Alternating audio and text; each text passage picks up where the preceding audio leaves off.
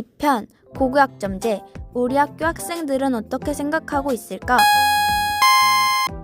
아, 선생님이다. 선생님, 어쩐 일이세요? 선생님도 우리 학교 학생들의 고교학점제에 대한 생각이 궁금하다고 하셔서 내가 모셨지. 이제 설문조사의 결과를 살펴볼까? 좋아요. 설문조사에는 총 270명이 참여했고 1학년 학생이 가장 많았어요. 1학년 친구들과 밀접하게 관련 있어서 그런가 확실히 1학년이 많았네요. 그럼 친구들이 각 항목에 어떻게 응답했는지 알려줄 수 있겠니? 첫 번째 질문은 너튜브를 보다 보니 과목을 선택하지 말고 공통 과목을 배워야 한다는 의견들이 있더라고요. 그래서 질문해봤죠. 대박! 무려 70%가 넘는 학생들이 과목 선택권을 보장해야 한다고 응답했어요. 공통 수업을 통해 보편 교육을 실시해야 한다는 입장이 28%가 나왔고요. 두 번째 질문은 학생 선택권 보장의 범위예요. 이번 질문에서 상위 응답 비율이 비슷했어요.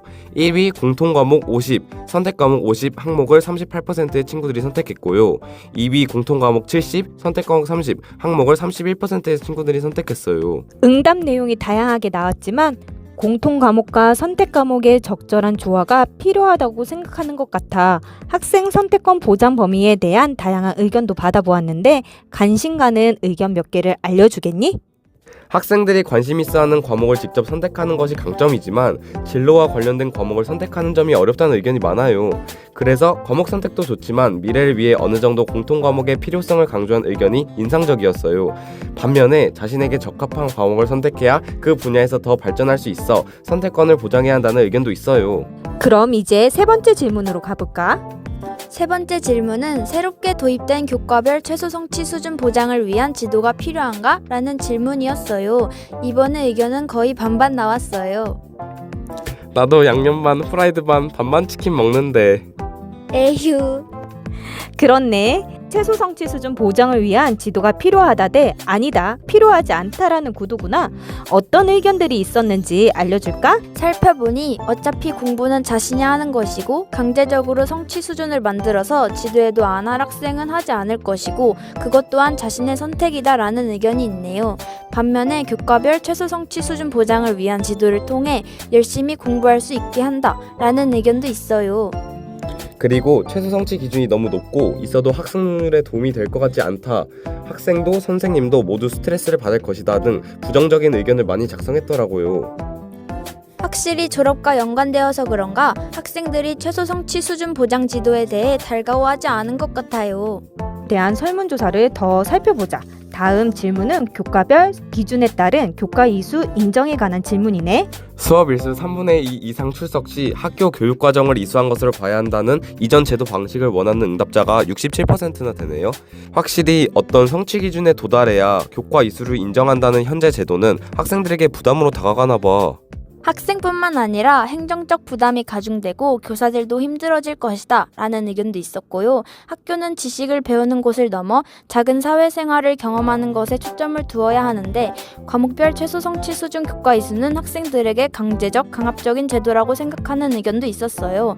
대부분 부정적인 의견이 많았지만 이런 기준이라도 제시되어야 조금이라도 수업에 더 참여할 수 있을 것이고 성적을 신경 쓰지 않는 학생들도 40점은 조금만 노력하면 달성할 수 있기 때문에 괜찮다라는 의견도 있었어요. 여러 의견을 살펴보니 다양한 관점에서 고교학점제를 바라볼 수 있는 것 같아요. 다음 질문은 교과 선택이 대학 입시에 반영되어야 하는가에 대한 질문이에요. 어떤 학교는 과목 선택에 따라 핵심 과목을 듣지 않으면 감점을, 권장 과목을 들으면 가점을 주어서 대학 입시에 반영한다고 하더라고요. 진짜야? 그렇게 되면 내가 좋아하는 과목이 아니라 대학에서 요구하는 과목만 들어야 하잖아. 그건 나의 진짜 자유가 아니라고. 저희 학교 학생들은 교과 선택이 대학 입시에 반영되어야 한다는 쪽이 더 많아요. 우리 학교 친구들은 64% 정도가 교과 선택이 대학 입시에 반영되어야 한다고 응답했어요. 반영해야 한다는 친구들은 관련 과목을 들은 학생들을 먼저 합격시켜야 하고 관련 전공에 맞게 공부할 수 있기 때문이라는 의견을 내줬어.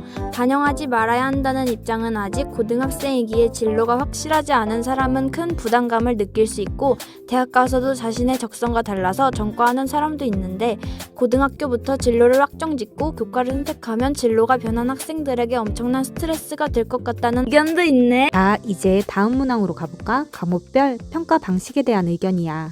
일반 선택은 상대평가, 진로 융합 선택은 절대평가로 운영해야 한다는 비율이 60%나 되었어요. 저희 학년부터 사회과학 융합 선택 과목을 제외하고 진로 융합 선택 과목도 상대평가로 이루어지고 있는데 이것도 어떻게 보면 이전 제도가 더 좋다는 의견 같아요.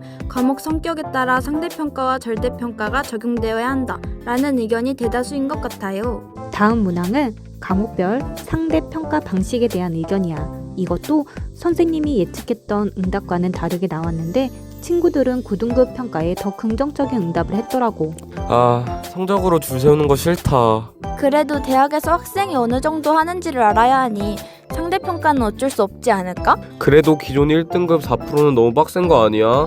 요즘 저출산으로 학생들도 없는데 우리끼리 너무 무모한 경쟁하는 것 같아. 아마 그래서 5등급제로 변경되지 않았을까 싶어.